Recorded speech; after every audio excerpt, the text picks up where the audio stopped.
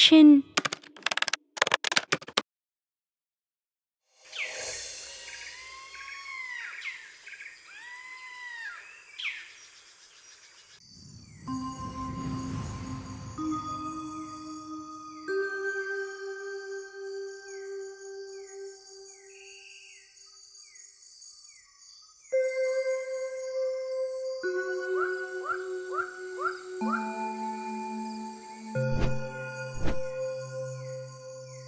বসে থাকতে থাকতে কখন যে ঘুমিয়ে পড়েছিলাম খেয়ালই নেই।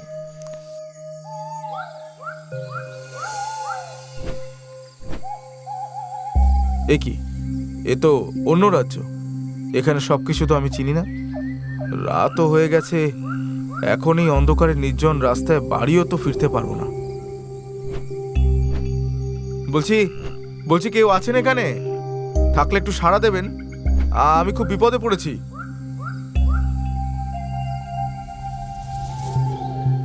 আমি আছি এখানে।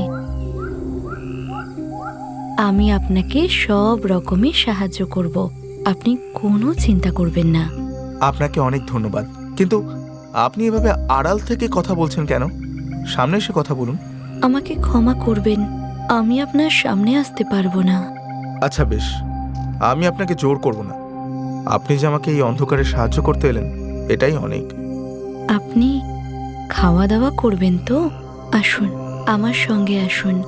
আমি আপনার থাকা খাওয়ার সব কিছুর ব্যবস্থা করে দিচ্ছি।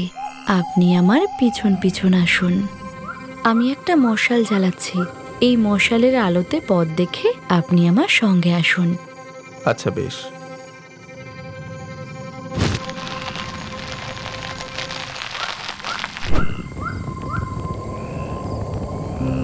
যদিও আপনি বারণ করলেন, তবুও বলছি, আপনি এরকম মাথায় ঘোমটা টেনে আছেন কেন?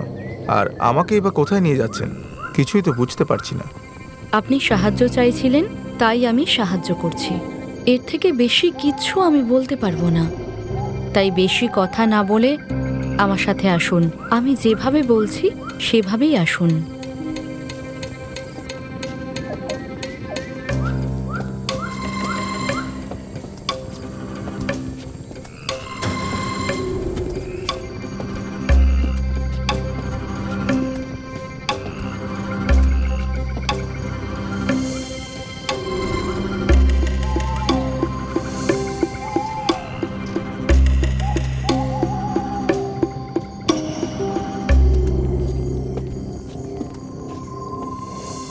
বাবা, এই নির্জন পুকুর পাড়ে আপনি একা থাকেন? খুব সাহস তো আপনার। হ্যাঁ, অভ্যাস হয়ে গেছে, এখন কোনো সমস্যা হয় না। যদি কিছু মনে না করেন, একটা কথা বলবো? হ্যাঁ, বলুন। আপনার গলার স্বরটা না খুব মিষ্টি। যদি আপনার গলার স্বরটা এতটা মিষ্টি হয়, না জানি আপনি দেখতে কতটা সুন্দরী। আপনি আপনি ভিতরে যান, ঘরে গিয়ে যতক্ষণ খুশি আপনি বিশ্রাম করুন। আপনাকে কেউ বিরক্ত করবে না। আর আপনি আপনি কোথায় যাবেন? আমি এখানেই আছি।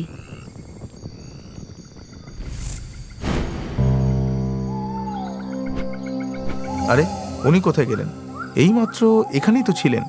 যাক, অনেক রাত হলো, আমি এবার ঘুমোই।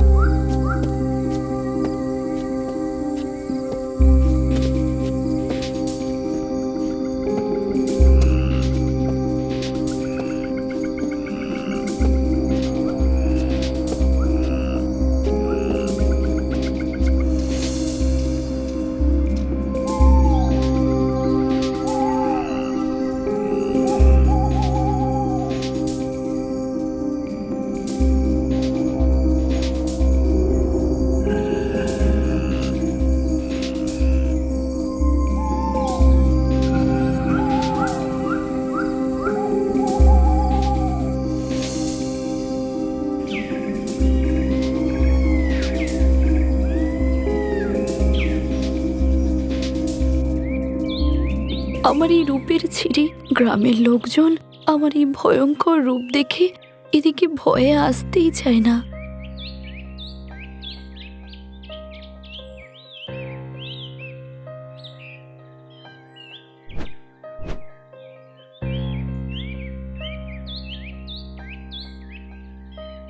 এ কি, টেবিলে এত খাবার কোথা থেকে এলো? মনে হয় উনি রেখে গেছেন। কাল রাত থেকেই তো উনি অনেক সাহায্যই করেছেন আমায়।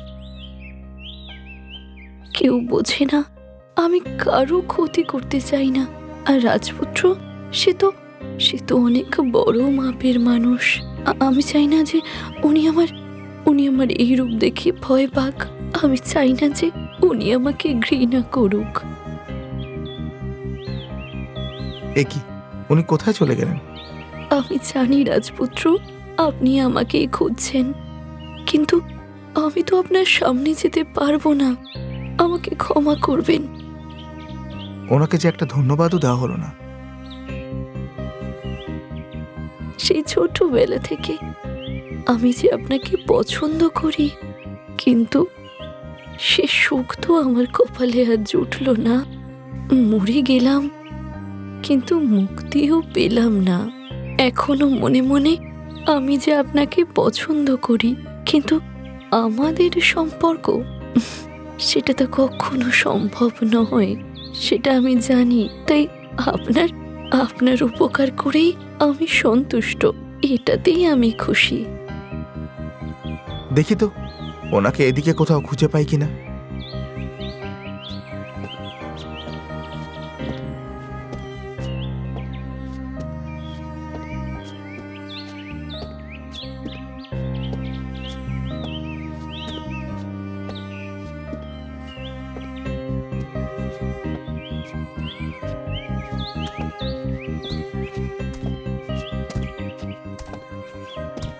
আরে, আপনি এই অজয়নগর রাজ্যের রাজপুত্র না? হ্যাঁ। আচ্ছা আচ্ছা, আপনি আমার একটা উপকার করতে পারবেন? হ্যাঁ, অবশ্যই। বলুন, কি করতে হবে? ওই পুকুর পাড়ে একটি মেয়ে থাকে। মেয়েটি কোথায় আছে বলতে পারবেন? কি কি কি কি কি বললেন রাজপুত্র? ওই পুকুর পাড়ের বাড়ির মেয়ে? আপনি চেনেন তাকে? আর ওরকম তোতলাচ্ছেনই বা কেন? এই গ্রাম ছেড়ে আপনি যত তাড়াতাড়ি সম্ভব চলে যান রাজপুত্র। ওটা কোনো মেয়ে নয়, ওটা ভয়ঙ্কর রূপে একটা শাকচুন্নি। আপনি পালিয়ে যান। আমরা কেউ এখানে আসি না। নেহাত আজ আমার খুব দরকারি কাজ ছিল, তাই এই পথ দিয়ে যেতে হচ্ছে। আচ্ছা রাজপুত্র, আপনি আপনি তাকে দেখেছেন? না না, দেখিনি তাকে, তবে আমি তার সাথে কথা বলেছি। আপনি আপনি এখান থেকে যত তাড়াতাড়ি সম্ভব চলে যান রাজপুত্র, চলে যান।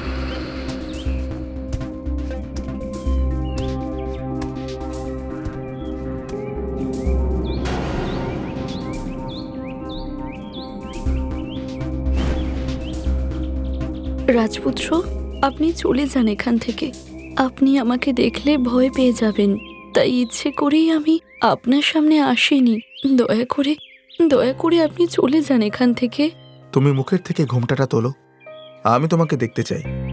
তুমি যেমনই হও না কেন, তোমার সরলতা আর অনেক বড় মন আমাকে মুগ্ধ করেছে।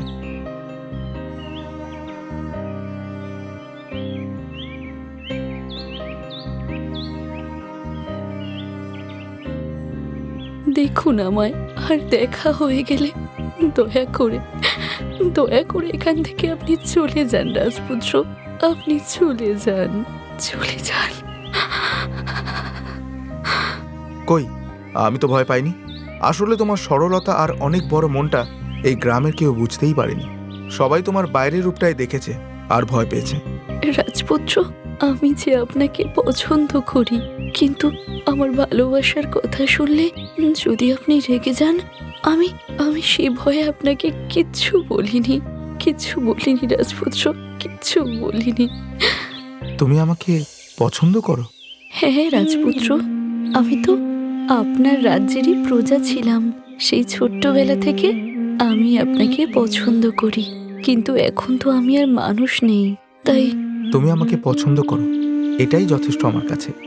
আমাদের নিয়ে কে কি ভাবলো, আমার কাছে সেটার কোনো গুরুত্ব নেই। তোমার এই সরলতা আর মনটাই অনেক দামি। তুমি আমার সাথে যাবে? আমি তোমাকে বিয়ে করতে চাই। আপনি আমাকে বিয়ে করবেন? তুমিই থাকবে আমার সাথে।